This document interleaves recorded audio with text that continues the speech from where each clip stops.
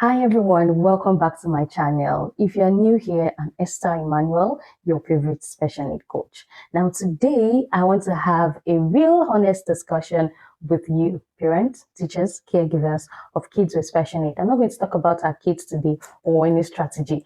I'm talking about you today. But before we dive in, I'll be right back.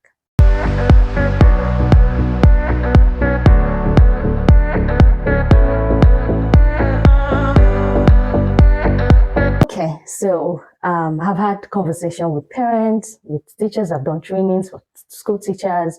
I've had the opportunity to mentor a lot of, special needs personnel, over the years. I've had countless conversations with parents, and there's this common thing I notice: exhaustion.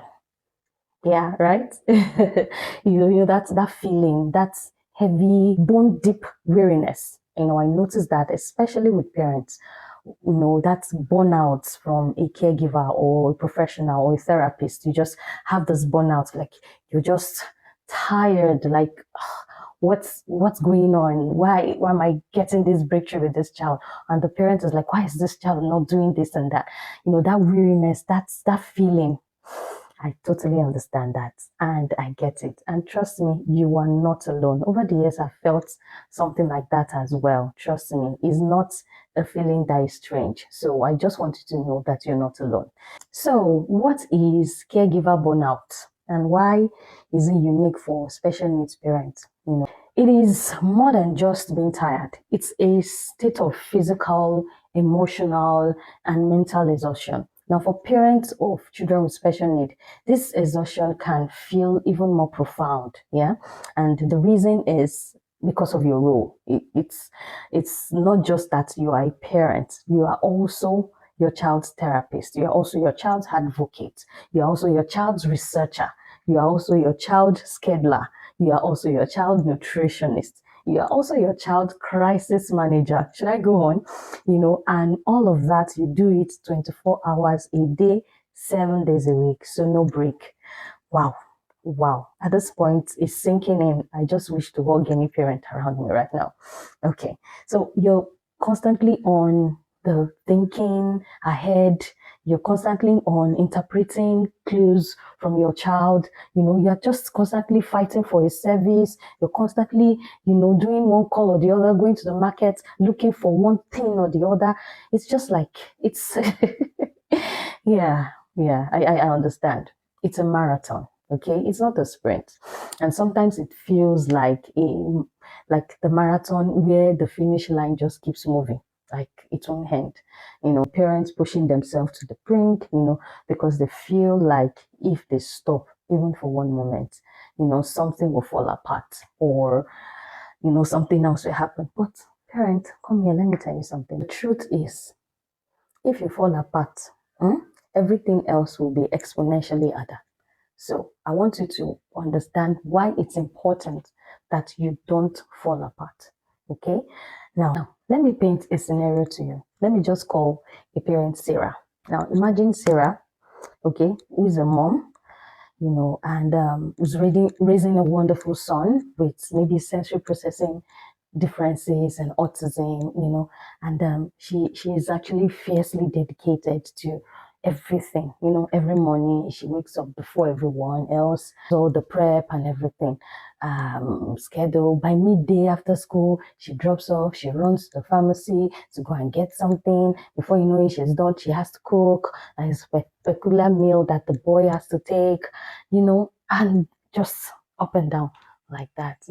Before you know it, Stella started noticing little things. She was snapping at her husband over trivial matters. She found herself crying in the car on the way to therapy appointment. She started feeling this profound sense of guilt, when she's about to do something for herself and she feels like, why am I doing this for myself? I should do it for my child. My child comes first. So you don't even have time to look at yourself and say, I need this, I want this for myself. Everything is about your son, your child, because of the need. Now, does this sound familiar? Okay.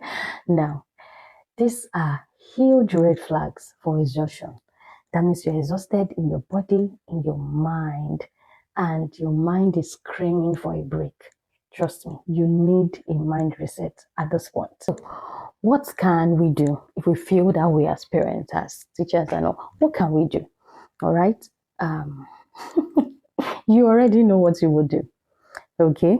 Here is the philosophy: your rest isn't a luxury. It is non-negotiable part of providing the best care for your child. If you don't rest, you will not be able to provide the best for your child.